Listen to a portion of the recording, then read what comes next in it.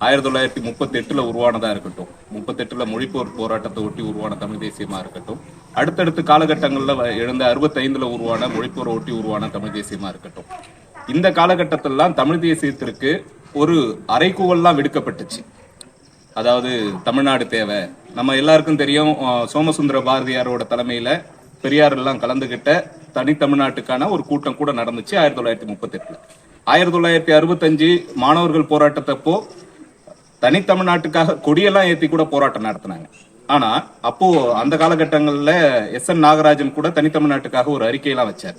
ஆனா இவ்வளவு பேரும் சொன்னாலும் தனித்தமிழ்நாட்டு போராட்டத்தை யாரும் முன்னெடுக்கல.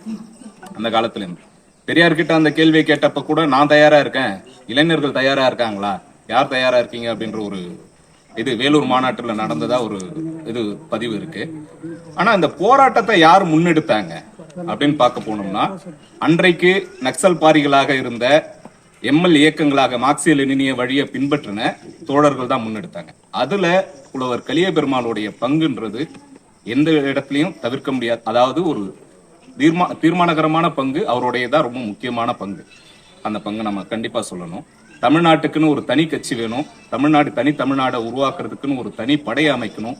இந்த முன்னெடுப்பு எல்லாமே புலவர் கலிய பெருமாளோட முன்னெடுப்பு தான்.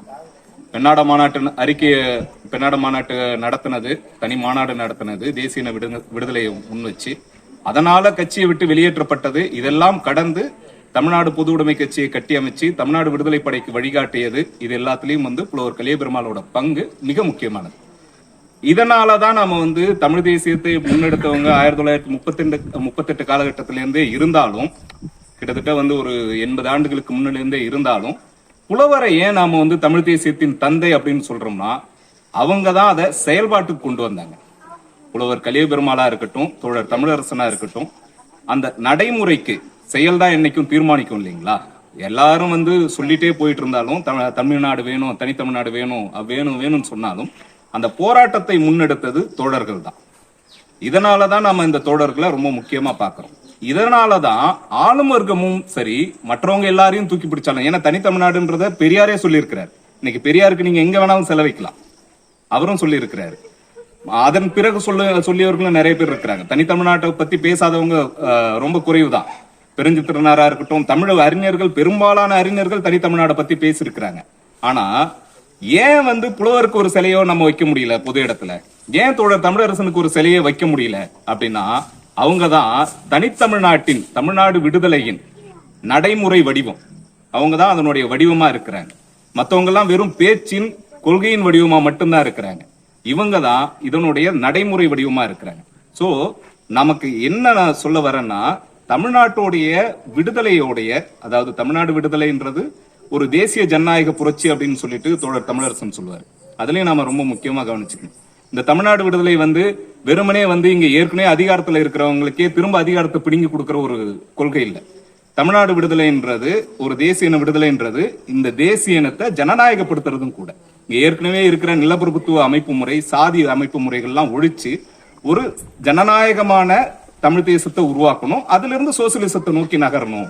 அதன் பிறகு ஒரு கம்யூனிஸ்ட் சமூகத்தை அமைக்கணும், ஒரு சமத்துவமான சமூகத்தை உருவாக்கணும்ன்ற கனவின் ஒரு முதல் படி தமிழ் தேசியம்.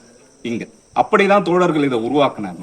சோ இன்னைக்கு நாம தோழர்கள்ட்ட கத்துக்க வேண்டியது, நம்மளுடைய புலவர் கலிய பெருமாளா இருக்கட்டும், தோழர் தமிழரசன் கத்துக்க வேண்டியது என்னன்னா, இந்த தமிழ் தேசியத்தை இப்படியான சரியான வழியில நகர்த்துறதும், இந்த தமிழ் தேசியத்தை நடைமுறைக்கு கொண்டு வர்றதும், தமிழ் தேசிய போராட்டத்தை நடைமுறைக்கு கொண்டு வர்றதும். ஏன்னா இப்ப நிறைய பேருக்கு உணர்வு இருக்கு, புலவரை தெரியாதவங்க இன்னைக்கு நிறைய பேர் குறைவு, ரொம்ப குறைவு இன்னைக்கு. அதுவும் இந்த விடுதலைன்னு ஒரு திரைப்படம் வந்த பிறகு நிறைய பேருக்கு இன்னும் நல்லா தெரிஞ்சிருச்சு. ஆனாலும் யாருமே இங்க வர்றதுக்கான அந்த நடைமுறையான ஒரு வடிவம் நம்ம கிட்ட இல்ல.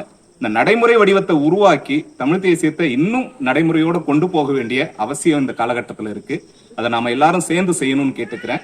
இதோட என்னோட உரையை முடிச்சுக்கிறேன். நன்றி, வணக்கம்.